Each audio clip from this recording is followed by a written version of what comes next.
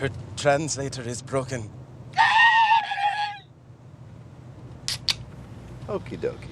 In a world of reboots, remakes, and cinematic disasters, two dudes with no clue dare to ask, what the hell were they thinking? Popcorn ready, brains off, no film school, and no mercy. This is No Clue Movie Reviews. Hello and welcome to the No Clue Movie Reviews. I am your host, Jay, and as always, I am joined by my co-pilot, Malcolm. By Grabthar's hammer, by the sons of Warvan, you shall be reviewed. Today, we will be breaking down the 1999 comedy satire movie, Galaxy Quest.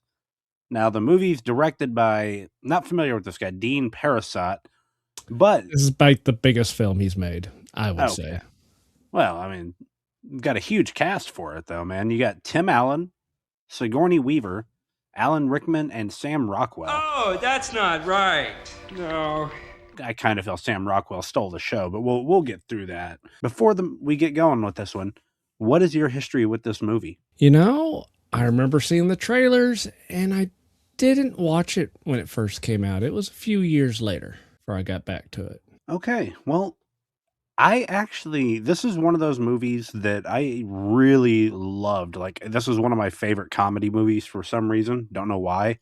But I got a buddy, old friend of both of ours from high school that me and him used to watch this together.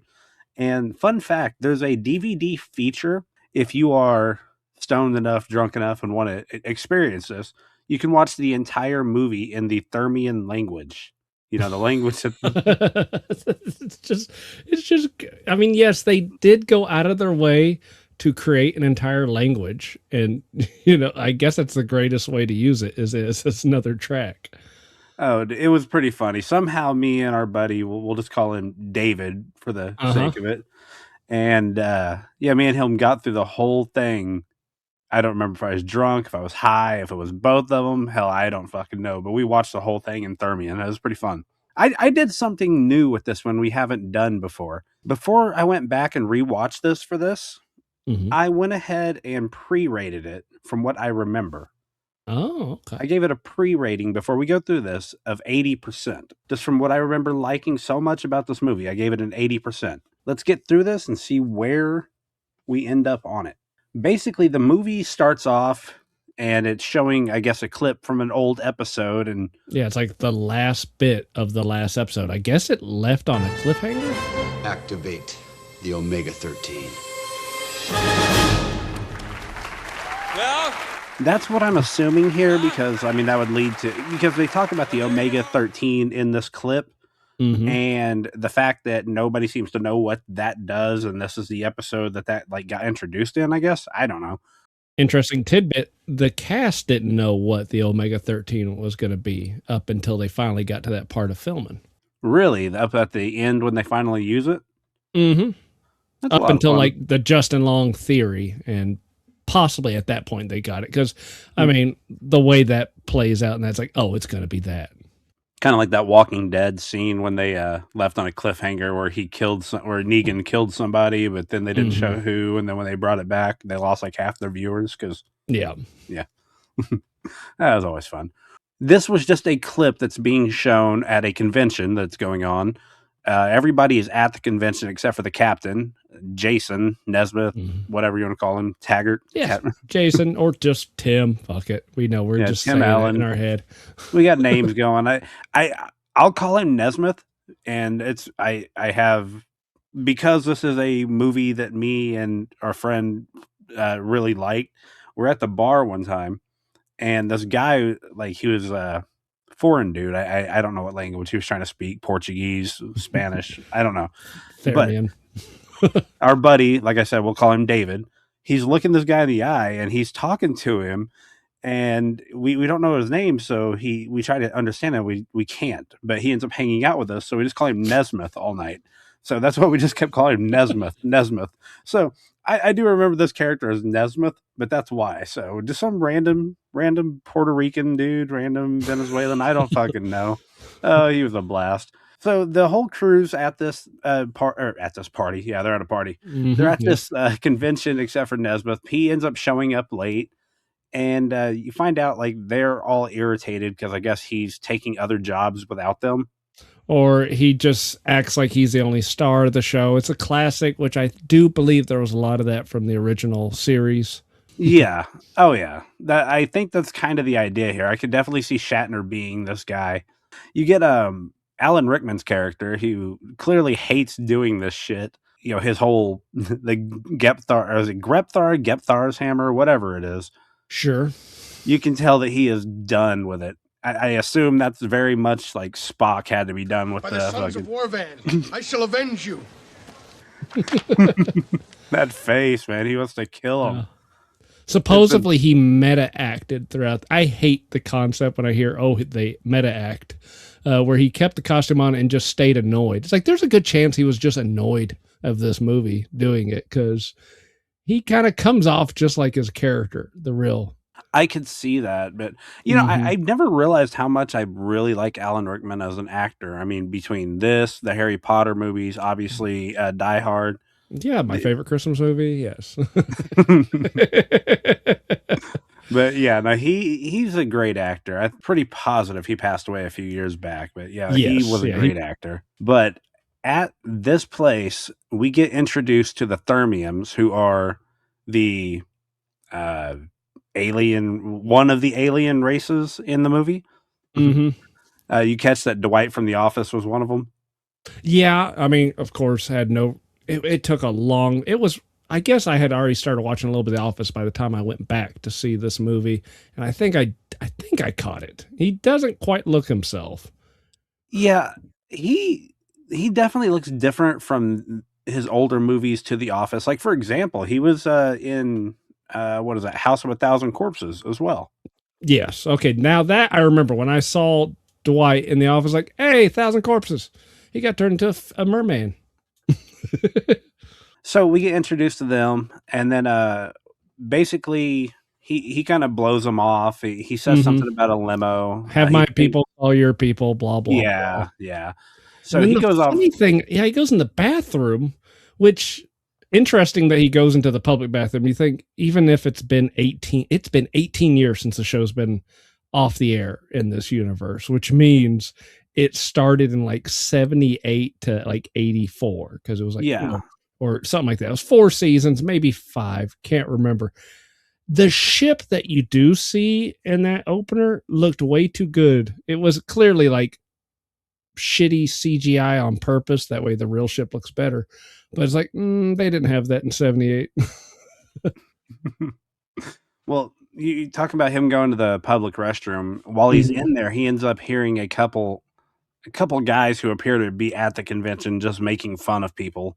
Which is weird, because why are they there? What a freak show, man. Oh, this is hilarious. Bunch of losers. And I'm sorry, I've been to these. Nowhere is there ever 2 stalls open next to each other. Yeah. Yeah, or you're like, hopefully it's one of them troughs over everyone's dick out. Oh yeah, and you get that one guy who's bigger than everybody, just kind of stretches out, drops his pants down.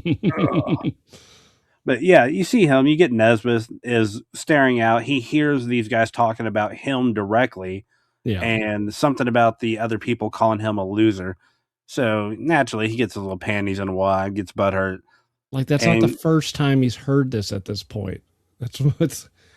A little thin skin to be doing the whole convention thing. Yeah, it's one thing said and just ruined his whole fucking day. It was out of nowhere. But, and I mean, by ruined his day, I mean, it completely ruins it. He goes out there, he yells at a couple fans. Justin Long's first major role was this. Yeah, because I always think about Justin Long first from Jeepers Creepers for whatever reason. Mm-hmm. Yes. Oh, wait, yeah, that must have been like immediately after this. Yeah, so I don't know I didn't know which one came first. I had no clue. Didn't look it up. Well, they said this was like his first big role, and Jeepers Creepers, he was the co-star. Yeah. Well, for however long he was around, I forget. Mm-hmm. He made it through the entire movie. He was right up until like the last 5 minutes. So. Oh, okay. I'll just be honest. I thought Jeepers Creepers sucked the first time I watched it. I couldn't stand it. I didn't understand the hype. I was okay with the first one, cared not for any of the others. Don't think I saw another one. I was like, okay, one of them that was all revolves right. around mostly around the car. I think they may be the third or the fourth one. I did love the car. Anyways, back to this movie. Squirrel. He gets pissed off. He yells at Justin Long here, like we just heard, and he gets up and he leaves. We see after the show, you get Gwen, who is Sigourney Weaver, talking to Alexander, who is Alan Rickman. And, she's worried. He doesn't seem to care. Then you get Nesmith at home getting drunk, watching his old show, just reliving them glory days, Yeah. And he wakes up drunk as shit to the Thermians knocking on his fucking window. Because I love he has that like modern side of the Hollywood Hills mansion that's probably half hanging off a cliff that will eventually fall off. Oh yeah, all those are a terrible, terrible investment. I think that's the same mansion that they pulled down for 4x4 in one of the Lethal Weapons. Man, I have a lot of these movies reuse a lot of these. They're just the same mansions, same houses over and over. So you're probably not wrong. I ain't gonna try to look it up. I love the way Mathazar is the main fucking Thermium's name. I love the way he talks. Do you have where he's telling you your last hope? It's like they're trying to speak while breathing in. Oh, he is so awkward. The rest of them don't match his awkwardness. God, there's something about him. It's just creepy as hell. He starts to realize he thinks this is his gig that he's supposed to be going to today because he talked to them yesterday and they brought the limo for him. So they got him in the back of the limo and they're explaining to him their issue. And he just tells them he's going to close his eyes for a bit because he, like I said, he thinks he's on his way to a gig. So it's going to be the same shit he always does. Well, while he's resting his eyes, the limo gets teleported up to a ship. We see it disappear. We see it go up without revealing the Thermians what they have no concept of understanding, which starts the whole plot. But how did they find Tim Allen's character? They look up Jason Nesmith, and he's just a character on a show. How'd they figure out his address without finding out the actor's name and being realized beforehand? They are very creepy people. They may have followed him home. I guess they could have followed him. Maybe the ship's cloaked like Star Trek always has. Maybe they tagged him somehow. You don't know. Okay. Look at that guy's face smiling at him. And the chick behind him is even worse. Nesmith wakes up from his sleeping, which, his nap turned into a pretty good sleep if he wakes up on a fucking ship in the middle of nowhere. Doesn't seem bothered that he's not even in the back of the car anymore is what's funny. But he goes straight to the deck, and Theros, I believe, was the name of the bad guy. Theros is wanting to talk to him. That's our that's our big bad on this one. Nesmith thinks it's like a video he's watching, or as he refers to it, Screensaver 2. Yeah, what did that mean? Well, I took it as he's done so many of these that it's just like a quick way for somebody to bring up a video, like a video call in their little, because he says he's done this with cardboard and whatever walls put up. Yeah, he is impressed by the set. So yeah, I assume it's just like, go to Screensaver 2 because it's like a quick way to bring a video up for whatever he's talking to on theirs. Hence why he reacts to this one the way he does. Doesn't really care that he's talking to somebody. He says, "Oh, hey, nice graphics," or whatever. Then he tells them to launch basically everything. Just every missile. Okie dokie. Let's fire blue particle cannons full, red particle cannons full. Gannett magnets, fire them left and right, and let them run. All shoot them while you're at it once yet. Toss that at him. His form of diplomacy was just annihilation. Lobster head, shouldn't it? Did you catch that as he's telling him to launch everything, the guy that's smiling at him, Mathazar, has his mouth just wide the fuck open in shock at what is going on? Yeah, I wonder if he's scared, but again, it's the way the technology is hiding the real being underneath. That's what it translates to. Because I'm thinking some of it's the fact that they have no sense of personality. They're too literal. And the rest of it is the cloaking device and that it's glitchy. Well, that could be a big smile on his part because before he laughs, that's also the same face he makes. So yeah. Maybe he's just smiling. I don't know. After launching every bit of ammo that they have on them, he just tells them he's going to leave, and he starts trying to get back to the teleporter. Thermiums are obviously concerned that Theros might come back. I mean, Nesmith doesn't seem to care because he thinks he's in the fucking, it's not real. Game. Sure, Yeah, sure, exactly. sure. But this is where he gets in the teleporter, and he finally finds out he is in space. I call it the little Stargate, the way that travels. It was interesting. They cover him in like some kind of clear goo, and then they shoot him through a black hole. And the next thing you see, he speeds through the black hole, and then he's standing, I think, next to his pool, just shivering. Yeah, they don't actually show the landing. It's just like a quick cut. He doesn't, because of this, he shows up to the next gig with the rest of the crew after the gig's already over. They're in their little and they're opening a shitty little like computer like a Radio store. Shack or something. Yeah, it's like a Radio Shack or something. But yeah, they're doing grand openings. This is where they're at. You figure that somebody would move on and be like big, because I feel like quite a few people still went on from that show and did something from the original Star Trek, right?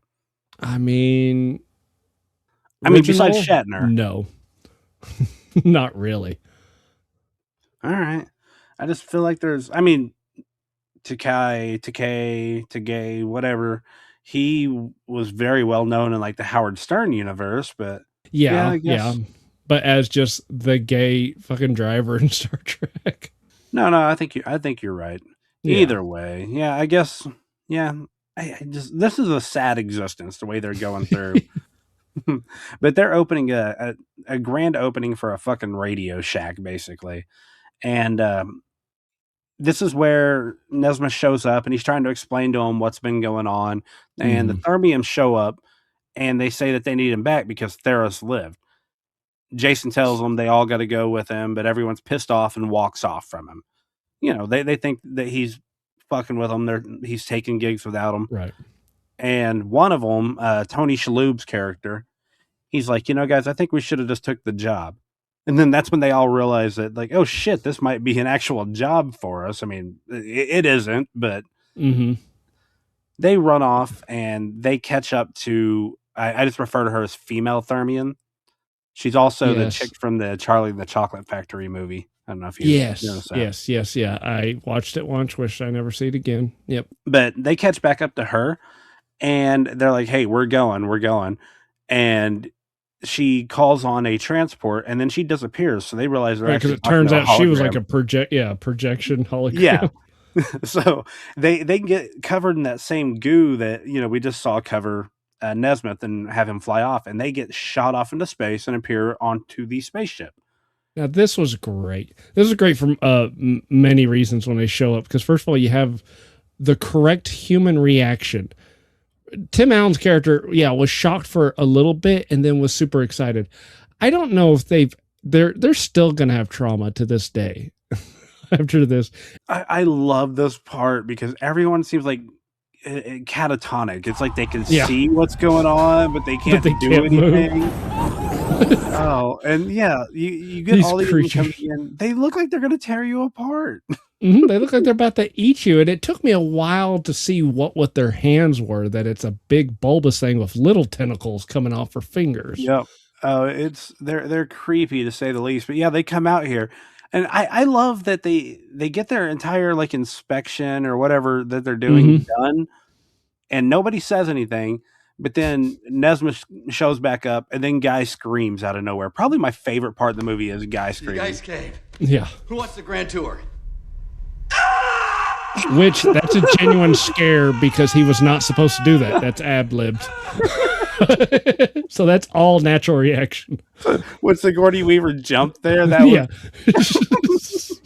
which is perfect. Oh, I love it. Oh yeah, Guy really takes the show. So Guy, as you find out at the first convention, that he was an extra on one episode, and now he's just kind of introducing them at conventions. That's his whole deal now. Yeah, he was one of many red shirts that Star Trek has. Exactly. And he's only on this trip with them now because he followed them and told her to take him with them. Yeah. So, yep. So that's it. We go from here to It's find like his character on the show was called Guy because that's what it was in the credits. So he was not given any last name. It was Guy just or crewman Guy. number 6 or some shit like that. Yeah, you go on to find from here that the Thermians have been watching the show for years, but they refer to it as the historical documents. So they don't see it as a show. They believe that this is like shit that actually has been happening. So can you imagine if you were watching Star Wars and you thought it was like a documentary? You'd have the Christians like on fucking Tatooine. You can support a Jawa today for only 29 cents. Oh, but they think the crew are actual real heroes. They don't even know what a show is. That just doesn't exist in their society. You find out later that they don't have a concept for lying. They only recently discovered deceptiveness from Theros. Yeah. Which had to be hilarious. Like, it kind of made you wonder why it didn't. How did Theros not destroy them before they came up with the ship? Because I would imagine. Oh, I wonder what if they started building the ship because they loved the historical documents, or they built the ship as a way to defeat Theros. Well, I want to know how much more of their society was based off of the show. Like, is it just the spaceships and the space station, or were they like terraforming their world? Like, how psycho were these people? From they don't talk about it, but when we can get to it for when they do just take the actual ship out, which is interesting. The ship is called the NTE 3120, and theoretically, fans believe that NTE means not the Enterprise. Interesting. I like it. But as they're leaving, I think the space station is what's left of their planet. If you kind of look at it, it's just part of a planet. Yeah, I noticed that too, and I'm pretty sure you're right on that. So yeah, I think that's all that's left. So I'm wondering, like I was saying, like before that planet was destroyed, because obviously it's kind of inferred that, if not flat out said, that Theros destroyed their planet. But how much of their planet did they base off of Earth society? Like, how far did they go? They've only had 20 years, and without getting nerdy of theorizing how many light years away they are, in reality, there's no way the signals have even made it to their planet unless they picked it up while they were traveling through space. They got long distance radios. Come on. Sure. But ignoring, the speed of light and all that, they have 4 seasons that ended 18 years ago. So they have that many years to base their society off of. Okay. All right. Well, so like we said, basically the whole society is based off of this show. The crew, they seem like obviously worried that they're interfering with shit they should not be. I mean, there's no reason they should be up there, and they realize it. And once again, I say this is exactly what Shatner would do. Shatner would be like, "Fuck it, we can handle this." Literally, he'll fuck it. Oh, he probably would. He probably would. So they put the crew's trying to run away, but they get stopped and are told that Theros has arrived. And so they take them to the deck and put the crew where they would be in the show. Oh, I'm sorry. I jumped ahead a little bit. This is where they fly out of the station. They take them to the deck and let them fly out of the station. Now, this part actually cracked me up. Laredo, he makes a comment about how he's glad to not be the captain here, and then he's told by the captain to take him out. Which is interesting. Did you feel like you were the passenger seat while your wife is backing into a garage? It's just like...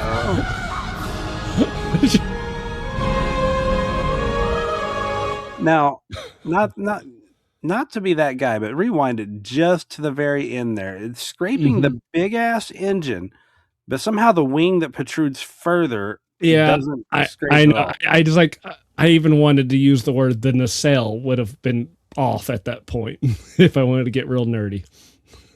Yeah, that's they missed that. But yeah, he scraped the shit out of that on the way out. He would have to be at like an 80-degree angle, and that would have just been the tip of the ship dragging at that point to avoid that nacelle from Dragon. You know that these fucking people love them because they clapped. They celebrated him actually leaving there. They didn't even seem bothered by the fact that happened.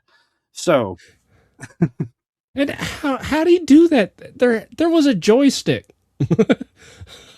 You've played video games. I understand you've never flown the ship. Let me explain to you, and I'm going to give you one current example of why using a joystick to control something of this magnitude is bad. Recently, in the past couple of years, somebody used a joystick to control a submarine. That was actually, it wasn't even the actual DualShock. It was the shitty knockoff computer version. It kind of looks like a DualShock without getting sued. The Mad Cats. Yeah, it was a Mad Cats.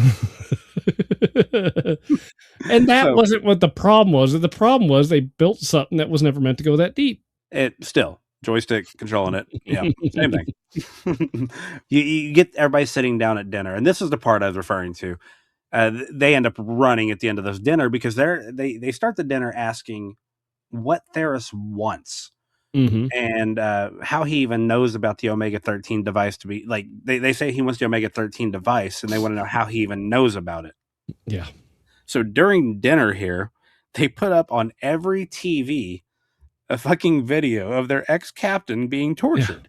Yeah, it's like, that's weird. It's like trying to, and from them, for all we know, the alien looks disemboweled. Like we could fucking tell from the video. So it would have to look insanely horrific to them. It just looks like a science experiment to us. Like, seriously though, can you imagine like you're sitting around eating like KFC and then everyone's like, all right, well, let's put Faces of Death on TV. Yeah. Fun, of someone you knew. Right? Like, goddamn, let's put on Mexican cartel torture videos of when Grandma and Grandpa went to Mexico last month. Jesus Christ. They didn't come back, but the tapes did. I don't even know how they got here. But yeah, he was tortured to death. The old captain, was tortured to death, and that's how they know about the Omega-13. This is where the crew tries to run away, and this is where they're told it is too late because Theros is already here. Yes. So they go to the deck, and they obviously all take their places, which Guy cracks me up because he just walks and stands places. So yeah, because he's actually supposed to be in the engineering room. Well, does he have anything he should be doing? Remember, he was just an extra. Like, he didn't really have... Oh, yeah, Guy himself. Sorry, I mixed that up with... fuck it, I'm calling him Monk. Yeah, Tony Shalhoub, Fred. Which we should get into his character a little bit when it comes up more. Oh, I love his character. Oh, okay. So, about his character, before we jump too far, everybody who got teleported there was freaked out and did that all standing catatonic. When he showed up, all he said was, that was a hell of a thing. And then walked off like nothing was bothering him. He was like, what's wrong with them? But you know why, right? Because he's a fucking weirdo. No, that's how it's edited. This was originally meant to be a rated R film. It got edited down. They edited down all the weed reference. He was a major pothead. Ah. Nice. Yeah. There is a rated R cut somewhere out there that's never been given to us. Well, that's pretty funny. I did not know that. There's the classic Sigourney Weaver when she sees the smashing hallway. And even in the trailer, it was obvious that she says, oh, fuck that. But then they edit it to, oh, no way. But her lips are clearly saying, fuck that. Now, is this the hottest Sigourney Weaver's ever looked in a movie? Well, the panties in 78 when she's, they're kind of half down. That's pretty cool. Was Sigourney Weaver, was she the one that was also in Ghostbuster, right? Yes. But I would say this is the funniest role she was in. Even though Ghostbusters is a comedy, she played it straight. She was the straight man or straight woman. Yeah, no, she definitely was not the comic relief of that movie. So this is like the funniest I've seen her. There's like one more rom-com, but rom-coms are never funny to me, so I'm not going to give that thing a chance. So this is the funniest role I've seen her. I'm joking about that. Brokeback Mountain all the way. We're doing it. Nah, I'd rather watch Brokeback Mountain than Notebook any day. Jason or Nesmith, whatever, Taggart, whatever. He's trying to negotiate with Theros here. And Theros is telling him, he wants the Omega-13. He wants it now. And finally he goes, all right, fine, I'll send it, whatever. He looks Gwen dead in the eyes and tell her, clear as day, cut the feed. Yeah, he just starts talking. Yeah, he just starts yelling at everybody. Hey, he's as dumb. Theros as dumb as he is ugly, and he starts telling the guy, press all these buttons, launch everything we have at him, and then blah blah blah. And then he goes back to her and says, "Bring him back up." And she's like, "He was never gone." You didn't let her do her one job, which I love. How essentially the voice command computer only recognizes her voice. Yeah, it's like you realize that basically that's almost Star Wars-esque. That is C-3PO talking to R2-D2. Mm-hmm. Yeah. Yeah. The scene here, obviously, because Theros was on the screen the whole time whenever he was telling what was about to happen, Theros tells him, just starts launching missiles at them. Mm-hmm. Yeah. Big shocker. They go ahead and try to run away, and now you got Laredo trying to figure out how to use the turbo and all that shit, and they end up flying into a minefield. There's no, the way they're flying through, I don't see how any of the mines don't, I don't see how all the mines don't attract directly to them. Yeah, because the thing about them perfectly spaced apart, eventually you'd cause a cataclysm where they would all start combining and clumping. That's what I thought. But, I mean, it was pretty cool the way they set this up, and I do like how it does come back into play later. Yeah, it's a good payoff. Yeah. So I think that's the whole reason for this. But they do end up escaping the minefield almost completely destroyed. The ship, everything's 80 to 90% not functioning. They destroyed. Listen, they're telling me the. See, now that you see that he's supposed to be a pothead, it makes so much more sense. Hey, Commander. Yeah, I just thought he was weird, but okay. Yeah, that's how I thought first. It was later in life. So yeah, he says that the beryllium sphere is broke or busted or whatever. Depleted. So, we'll say. Yeah. So they have to go to a planet to get a new one. Which is conveniently real close to where they broke down, where they're only an impulse power, just like Star Trek always had. Every time the core was damaged or ejected, if they needed more, I almost remembered all the nerd words. There would always be an M-class planet they could go to. Well, I did love that after the ship was pretty much destroyed by them, the Thermians started complaining, apologizing for their failures, saying that it must be clearly their fault. They were doing everything right, but they must have not copied the ship good enough because they failed. I don't remember why he laughs here, but he laughs because they're trying to. They were asking him if they knew what TV shows were and shit. Because I think this is when they start to realize that they kind of fucked up, and he says something to them about he can't picture them being deceptive, and then he starts doing his laugh. Could have traits in common with Sarah's.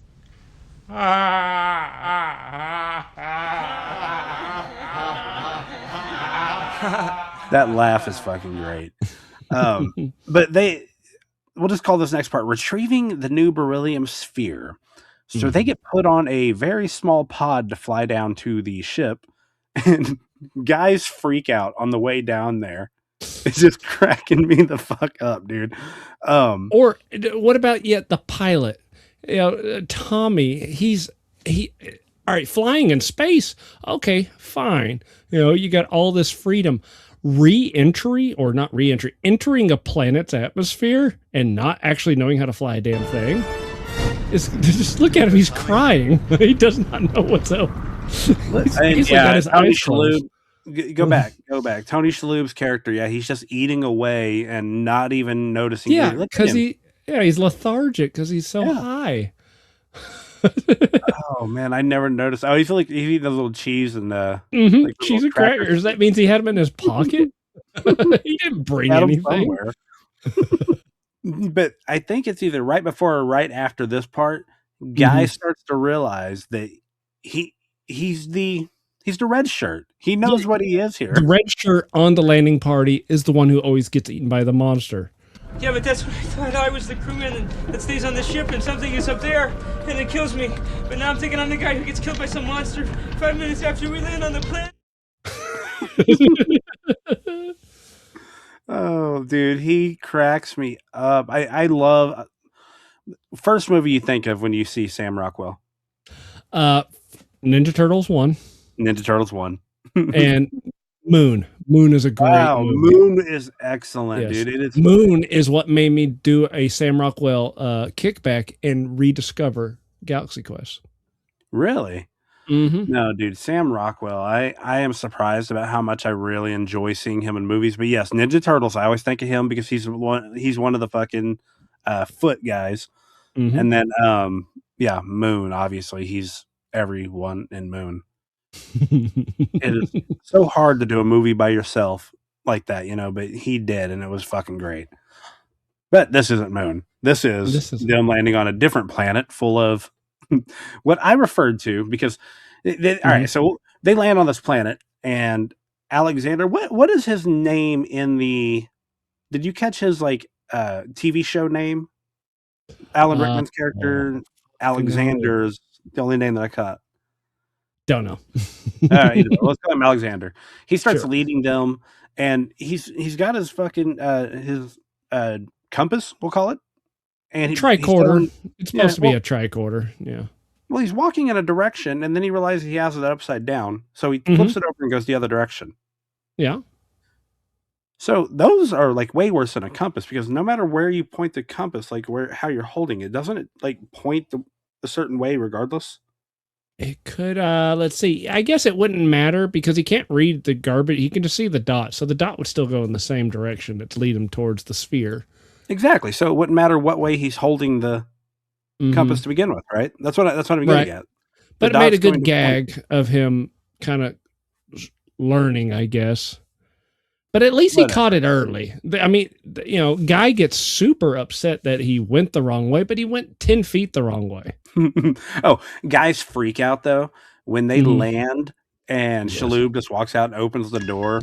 Hey, don't open that! It's an alien planet! Is there air? Which was, again, because, I mean, maybe they would check before they teleport on a planet. I would assume that the Thermians took care of that. But Tony Shalhoub's reaction there, he just... Seems fine. and even if it has air, what about pathogens? What is this planet's version of pollen going to do? What if it's like razor blades and it just starts slicing up your lungs?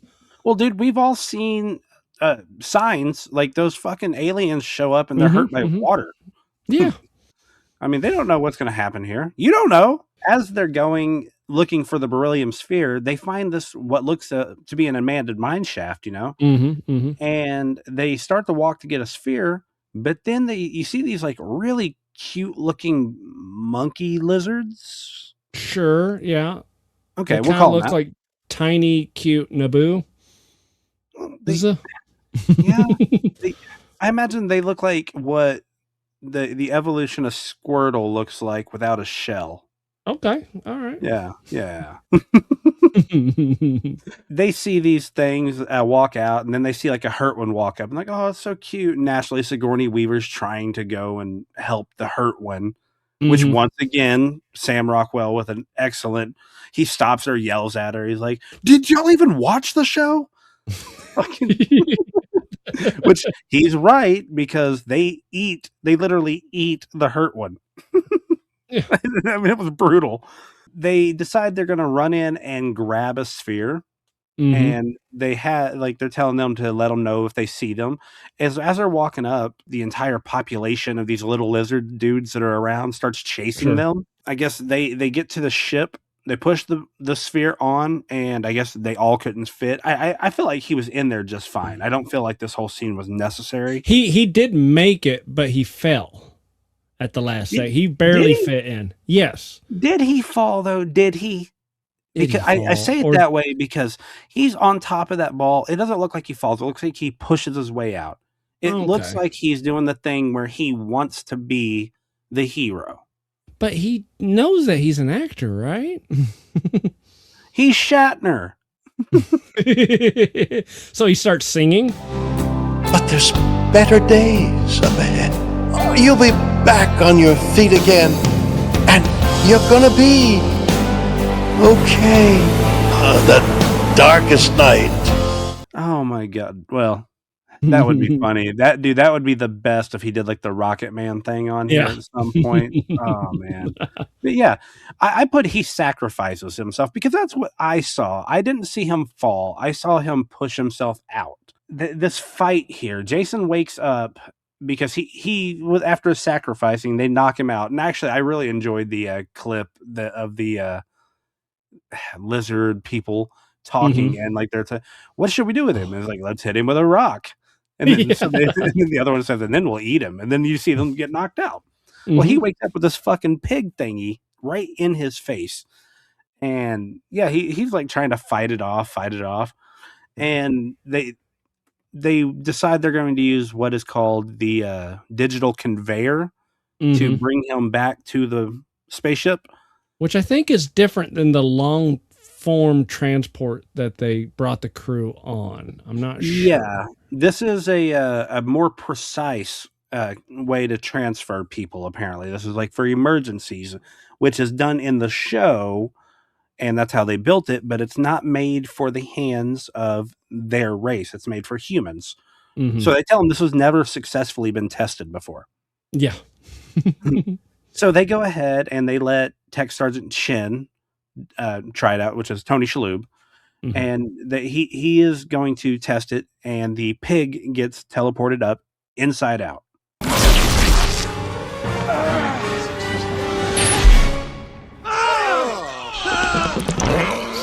So naturally, they don't. Fucking Jason Nesmith does not want to be teleported. But then he starts to realize that the lizard men are still chanting Garignac, Garignac, which he thought they just blew up Garignac. So they come to find out that Garignac was actually, I guess you could say that they were doing some kind of enchanting thing here, because they had a rock golem appear out of nowhere, and there's some kind of magic pulling that shit together. So was it a ritual? I never thought of it as that. I thought they were just summoning a creature, but yeah, you're right. It is a rock creature, so is it alive? I don't know.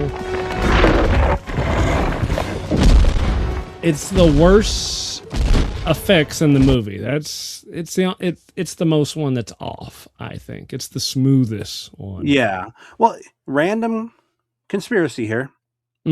I think them chanting for Garignac, they wanted the pig to get slaughtered. Maybe the slaughter was a sacrifice to Garignac. Maybe, and yeah. when that pig died, all of a sudden it showed up. I mean, he didn't show up until the pig died. Right after the pig died. See? He's Godzilla to them. Well, now you got Jason is running from the giant rock golem, Garignac, and he is now just begging to be digitized. Chen is scared as shit to do it, though, after what he just did to that pig. But then we see female Thermian walk in, and she smiles at him, and he smiles right back, and all of a sudden I don't know, all the blood rushes to his dick, so he's not thinking. So he's like, I'll do it now. That's probably what's the best way to do it, is not think. So he makes it safely back on to the ship. So you got the whole crew back up there, and they're going to go to the command deck, and they're trying to call for Malthazar, getting no answer. So when they go to leave, Theris comes walking through the door, and then basically kidnaps him, or not kidnaps. I guess can't really kidnap him, but he takes him hostage. That work? Hostage? Yes. Yeah, he controls the ship. Well, this part's kind of sad here, man. He's torturing Malthazar. This guy is so innocent. You feel so bad for him. He's got the leader of the Thermians, if you want to call him a leader, tied up, and he's just shocking the shit out of him like they were doing with, the old leader, whatever his name is. Oh, poor guy. A booby trap! I don't know! I don't know! You know what? Aliens' helmets, they look like turtle shells.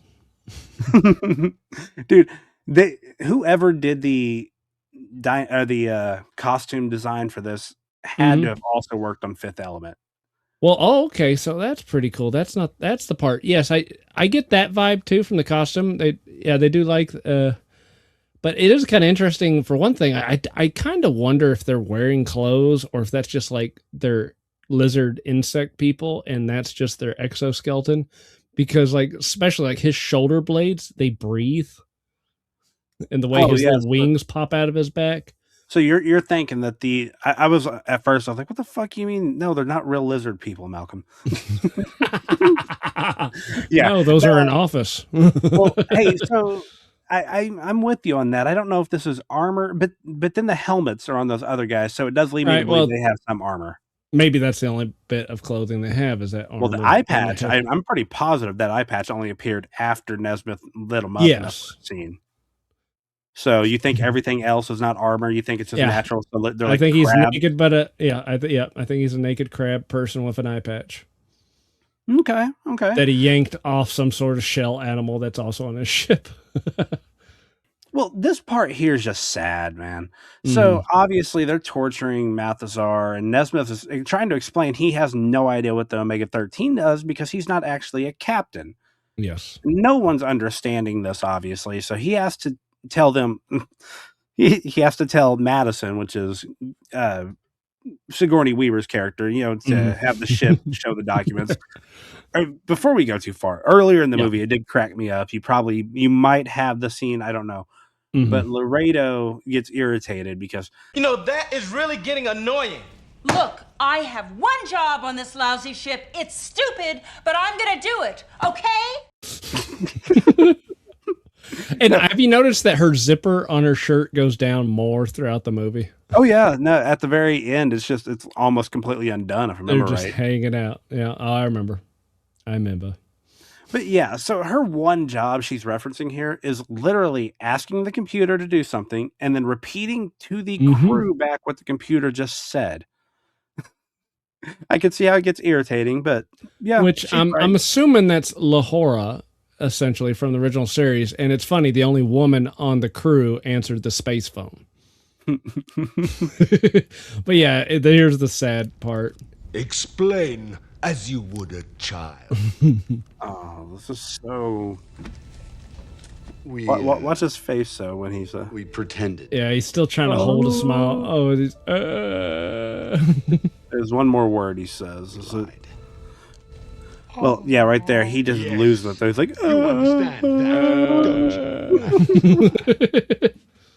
Oh, man. But he has to explain to them that they're just actors, and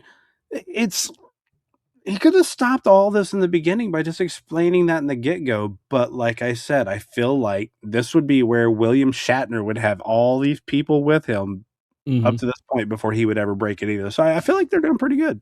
Yeah, you get right after this, Theros decides he's going to go ahead and blow up the ship and kill all the Thermians. So he sets the reactor core to explode in like 10 minutes, and they open some doors on the upper bays to let oxygen out, I think is what's going on.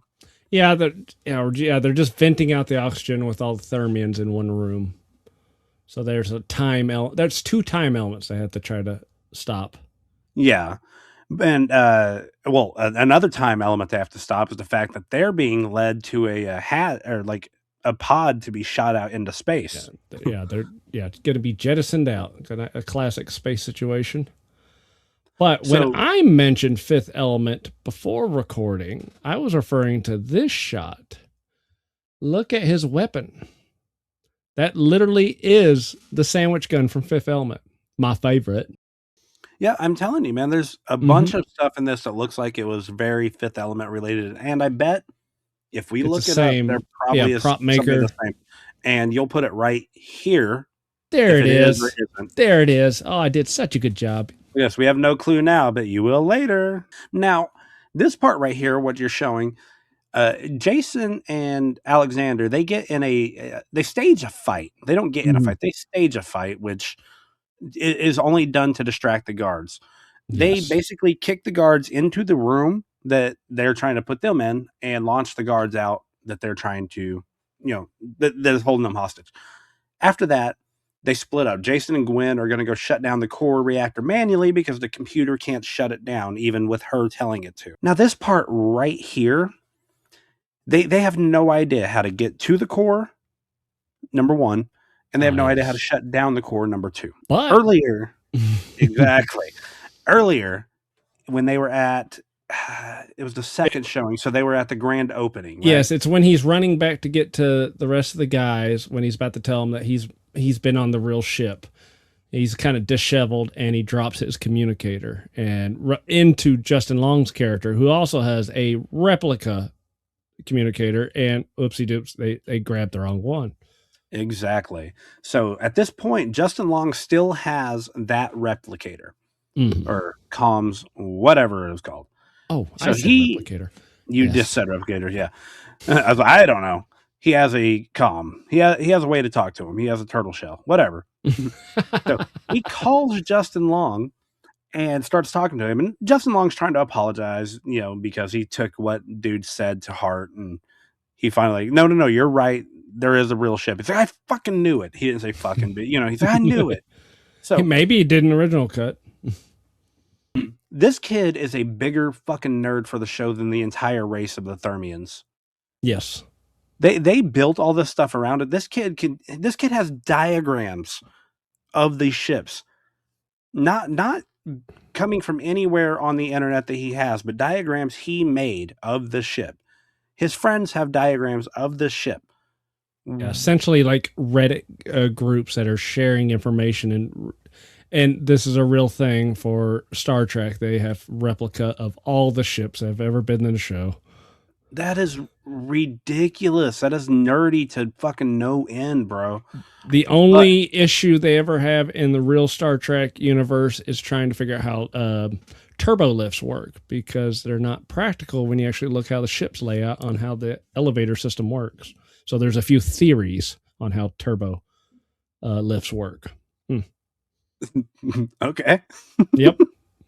Well, this kid's navigating them through the bowels, and he's like telling them he is envious of the sight they're seeing, which cracked me up because they're looking at this giant fan below them, but they realize that they're actually standing below the Omega-13, which, I'll give this movie some credit. Not terrible on the effects on this. They did pretty good practical, it did pretty good, and it mixed it with practical and CG fairly seamlessly. A lot better than our previous review. Oh yeah, a lot better than a couple of our previous reviews. But this kid isn't quite getting everything he needs, so he starts calling up other friends, and they are having zero lag on a 4-way call in 1999.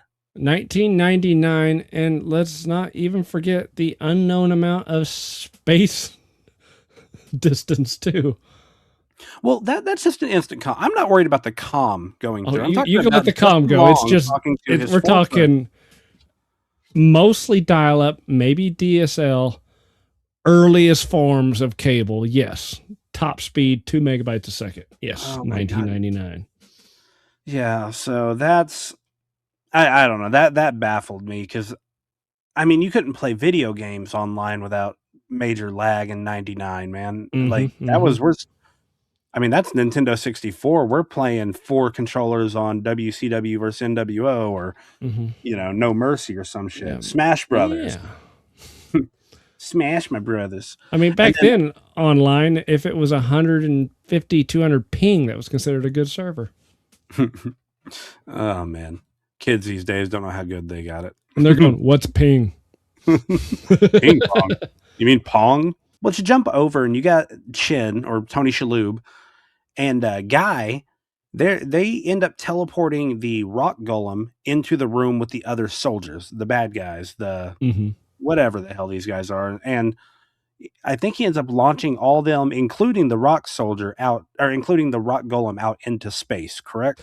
Yes. And before then, this is the only time where Fred is ever mentioned that he is stoned, and it's by Guy. Plucky? Oh, besides, I just had this really interesting idea.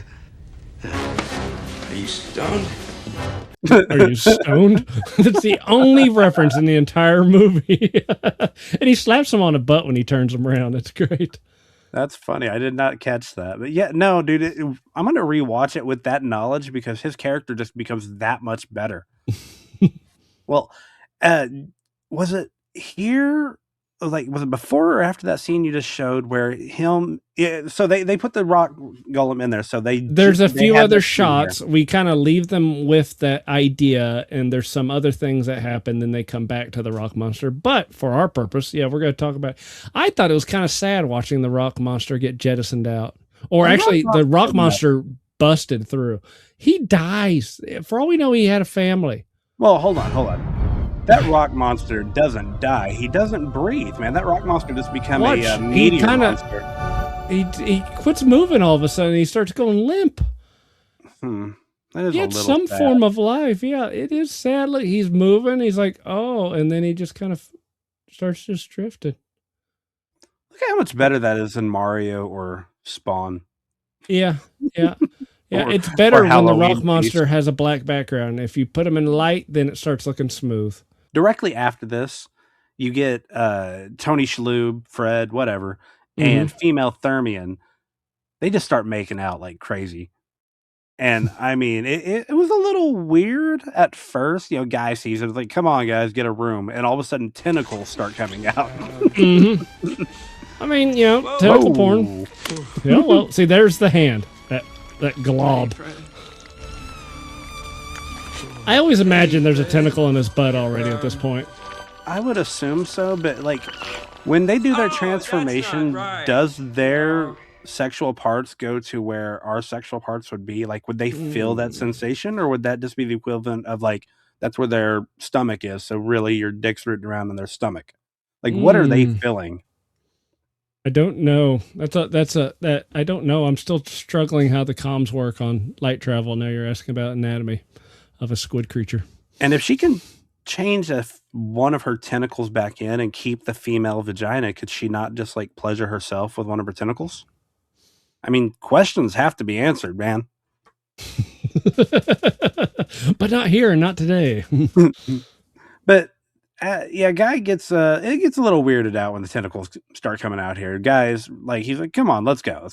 So they go and they get up and they end up saving the rest of the Thermians. They somehow get the doors open. And okay, I have an issue with the whole. Before we have Alan Rickman's character and one of the aliens, they're going to try to do the Queelik. Yeah, there you go. All right. Yeah. They are going to try to get the door open with force and leverage.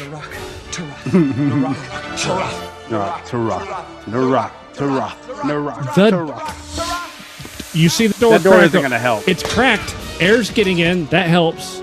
I didn't see a scene of the door shutting. I didn't even hear the sound of it shutting. I think what it's pretending there is the door shut right back as soon as they broke loose, maybe? I guess so, but without seeing it, I'm still believing there's a crack. Well, if you go back just a little, it only cracked open maybe 8-9 inches. Sure, everyone take a turn, start breathing some air. Air's coming in. Yeah. Oh, yeah, so you're thinking like Sonic underwater, like you get that air bubble real quick. That would help. Something. But my favorite part here is they're out here working their asses off to get this open. They all see them doing this. You get the other guys who actually are doing something. And when they finally do get that air shaft shut and this door open, everyone starts cheering on Captain Taggart. Yeah. Sir, the pressure! It's normalizing! Oh, God! Oh, you're right. The door was completely shut again. I just saw it there. But we didn't see it. But I without seeing it, it's a little problematic for me. All right. So based off of how the door just flew open when they got in front of it there, I'm going to say that because the airlock was open, that door was on a forced shut. So them trying to force it open, it had to force shut back because now that it's the airlock shut, it opened right up for them. Okay. I'll allow it. I will forfeit my complaining bitchingness and allow this. But obviously, now back to the comms. Well, these people here, they stand up almost instantly. Like, oh, whew, I got breath again. Like, do you have more of the scene, or did it end right there? It ends there. 5-second rule. Well, they basically all just stand up, and then right after they do that, someone shoots Queelik. There's a soldier because Queelik is right outside the doorway, and he gets shot by unknown soldier. Oh man! And if you're really into this movie enough, this part could bring a tear to your eye, man. Felix dying. Or you'd have to be really high, or I don't think drunkenness can make you sad. But okay, so really high. I was pretty stoned watching this. There you go. Because this. Well, come on, he's refused to do it the whole movie. Look at this guy's face. Sure. Look at this. But there's everyone in this shot is so goofy looking. Look at how happy he is. He just got done telling him that he's like a father to him. Yeah. He's been trying to get him to do the Grabthar's hammer the whole time. Fuck you, you heartless prick. No, I'm just sober. Oh, but anyways, they get back down, and Jason and Gwen did get the explosion to stop. And it's actually pretty funny because they pressed a button that stops it, but it doesn't stop the timer. Right. And until it hits 1 second right on the dot. And that's I had forgotten about this joke because in the shows it's always 1 second. Kind of makes you think that if you didn't push the button, since they had never seen the counter go to 0, they would just have programmed it to go to 1 second also. Like the button's useless. Yeah, that would be funny because you don't ever see it actually explode. So that could be it. It could have just stopped at 1 second. So yeah. But yeah, so they're still freaking out. This part cracked me up because they're yelling at Justin Long's character to get back on the radio. And they're like, yes. What's going on here? What's going on here? And you flip over to see Brandon, him. It's not working. Brandon. There you go. Brandon. Mother, I cannot stress enough the severity of fucking shit. Yeah, they start running away again from the what's their asses, the Theros. I never caught the name of the alien race, the bad one. Right. I just keep calling them soldiers. Guy. So yeah. So Theros is the name of the big one, but I have no idea the rest of them. So his soldiers. So yeah. But yeah, they go back to running away from them, and the whole time that they're doing this, Laredo's job was to go practice driving. So he has Laredo lead them back into the minefield, and this time Theros decides he's going to follow them, and he's getting his shit fucked up, and they're flying perfect through it. All of a sudden, you see Jason and the ship flying directly back at Theros' ship.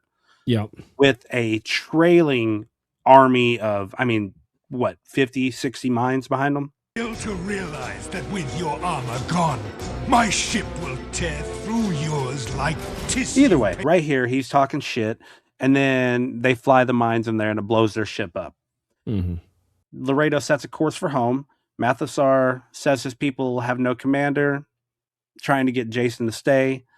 And he basically tells Mathasar they got a great commander, tells him he's going to be the guy. But this is after the big, bad guy is not done, because it turns out Saris got on the ship from the explosion. No, that didn't happen yet? No, he's already telling Mathasar about how he's the commander, and then they go to the black hole.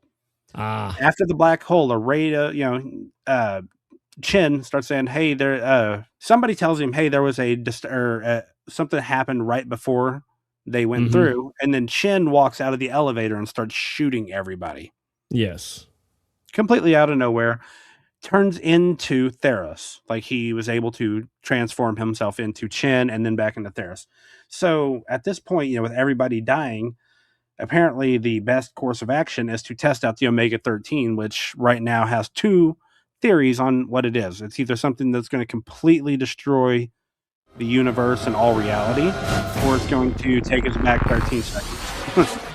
Interesting. 13 seconds is the constant in these theories. Going home. Well, the Omega-13, the idea here to me though, do you risk, I'm already dying, so if I blow up the world and the universe and kill every single other person that exists, who gives a fuck? Or I might be able to save what just happened.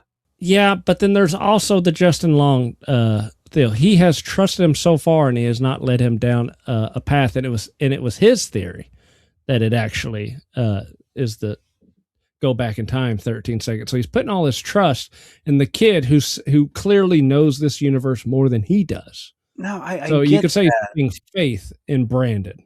I get that, but that's like that blue button, red button discussion people are having now. Are you familiar?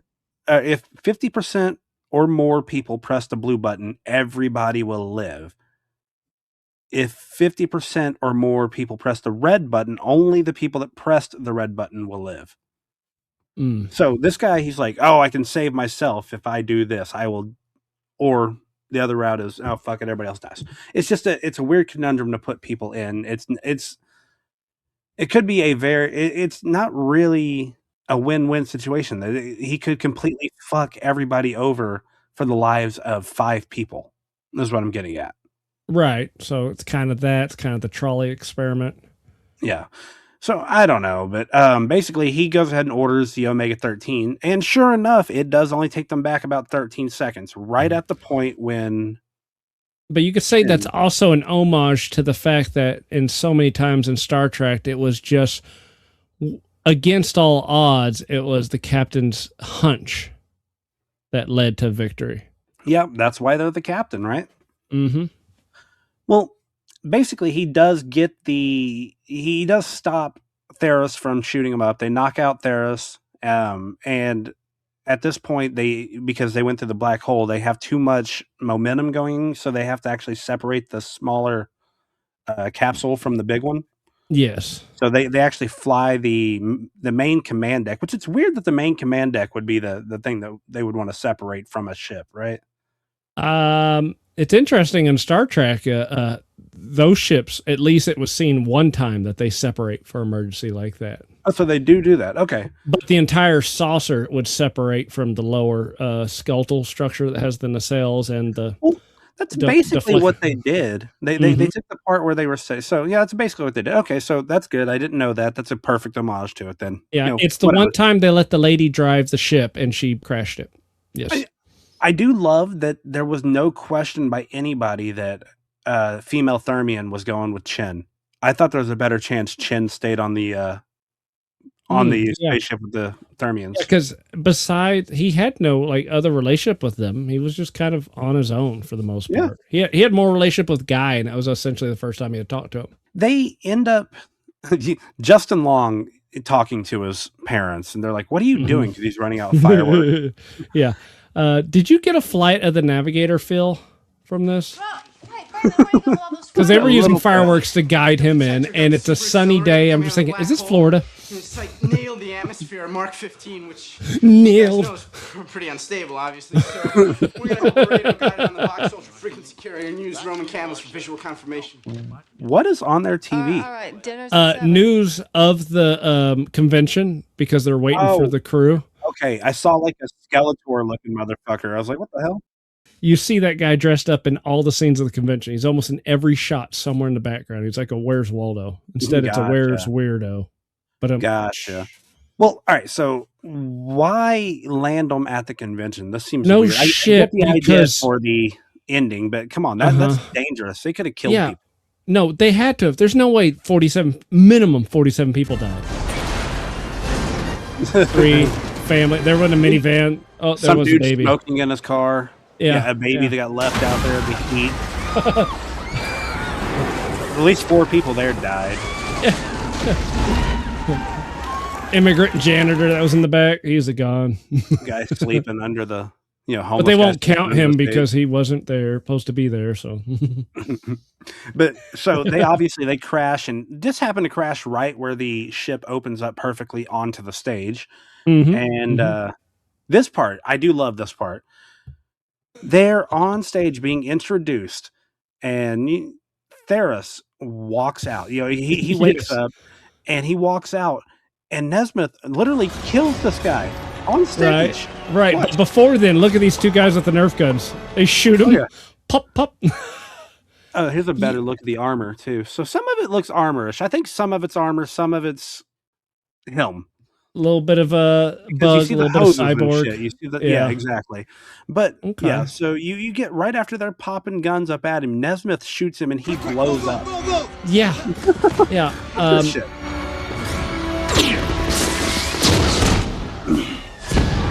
So, is it because there was no blood and stuff like that? Everybody just assumed it was a practical effect. It was just some kind of special thing because nobody seems to care that somebody died on stage. Well, I mean, for all they know, they think this is just the best entrance to a convention. This is their whole deal. And then it pops into a preview for Galaxy Quest. The journey continues. They get their 5th season. Oh, dude, and I love the fact that they gave a couple Galaxy Quest. Nesmith. I've been calling him Nesbith the whole time. That Puerto Rican was called Nesbitt this whole time. Yeah, well, that's what we call him, Nesmith. What is Pepto-Bismol? Bismuth. Never mind. So you get this guy even gets a role on this. I love that he's like some kind of security officer now. Yeah, they give him a last name, Fleegman. And I think his actual name was Guy Fleegman as something. So I think he was just when he was introduced himself, his real name was actually Guy. Guy. I thought the joke was going to be that he was just called Guy. Okay. But yeah, you got that. You also get female Thermian got a role in this. Yeah. That how what's she going to do? She can't even act like a human. Chin was like, can I just have her in my role? Like, no, we'll just kill you off in the first episode. Oh, but we're buddy, taking a chance. I'm at the end of my notes here, so if you have anything else to show, let's do it. Otherwise, I'll go ahead and hit my overview. Yeah, the only Sigourney Weaver rant at the whole smashing hallway just had to play. I mean, it serves no useful purpose for there to be a bunch of choppy, crushy things in the middle of all our Yeah. We shouldn't have to do this. It makes no logic. I like this. Whoever made this episode should be fired. Well, forget it. I'm not doing it. This episode was badly written. Oh my god, I love it. Yeah, and he's trying to listen to the pattern to the to do the course or whatever by some kid that's on Earth and stuff, and he just gives up. Yeah, well, you got the one kid that knows the pattern telling him how many seconds to wait, so they got the other kid repeating it to him exactly when to go. But even though, yes, you could screw up and you get a gap in between each piston, so you could do it without knowing the seconds. This just reminded me of Castlevania, that first level when you got the spiked crusher thing coming down. Oh, yeah. Just every side scroller from 16-bit era and a good chunk of 32. If it was a side scrollers, you just have a timing platform. Dude, but she's right, though. There's always some kind of thing like this in a movie, and it makes no sense. And she's pointing it out. This makes no sense, but they put it there because it was on the show. I love that they built a perfectly working Omega-13 based off of what from the show? Yeah. I don't know. Exactly. And how'd they get the dimensions? Because there was only 4 seasons. I doubt they did every deck. It makes you kind of wonder if there's big hollow spots because the show never did anything on that and they just left it blank. Like there's some Death Star under construction areas. And then her famous F-bomb that got edited out real badly. Well, screw that. How are we supposed to you definitely see her say, oh, fuck that. That's awesome. That's all I got. No, this was... All right. So I'm going to say this was a great movie. And I can back that up by Rotten Tomatoes starting off. Critics saying 90%. Fans, Interesting. 79. Nice. So pretty high up there. Remember, my initial pre-rewatch, I gave it an 80. Okay? So far, so good. So it's been about 10 years since I last seen this one. I honestly thought it was going to, it wasn't going to be what I remembered, but, I was surprised by this one. Not only was it as good, but it might have even been better. The story being the best part. I just love how he's so caught up into being Commander Taggart that's all he knows. That's his life. All these other people, they're trying to get a paycheck. This guy, he is this person. I think that it matches the Shatner aspect that they're going for really well. I mean, he nails it. Not a lot of music to really go off of in this movie to say it had a great music to it. Casting, some of the best casting I've seen in a movie. I mean, I didn't, like I said, Alan Rickman. I didn't realize how much I loved Alan Rickman until I started really watching movies. I'm like, dude, he was good in that. He was good in that. He was good in that. And then I'm like thinking to myself, what has he ever been bad in? But then you get the best character in the movie, Guy. He steals the show. He was Crewman 6. Nobody gave a shit about Guy, but now he became a big part of the show. Guy is funny. Guy is the best part. We needed more Guy. This is a movie I will definitely watch again. I mean, hell, I'll add this in my regular rotation of movies I watch, every other year or so. I'm actually going to bump up my initial, and I'm going to say 85%. I love this movie. Nice.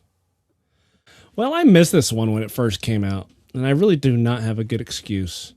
I think I just wrote it off as just another Tim Allen kids movie, associating too much of things like the Santa Claus.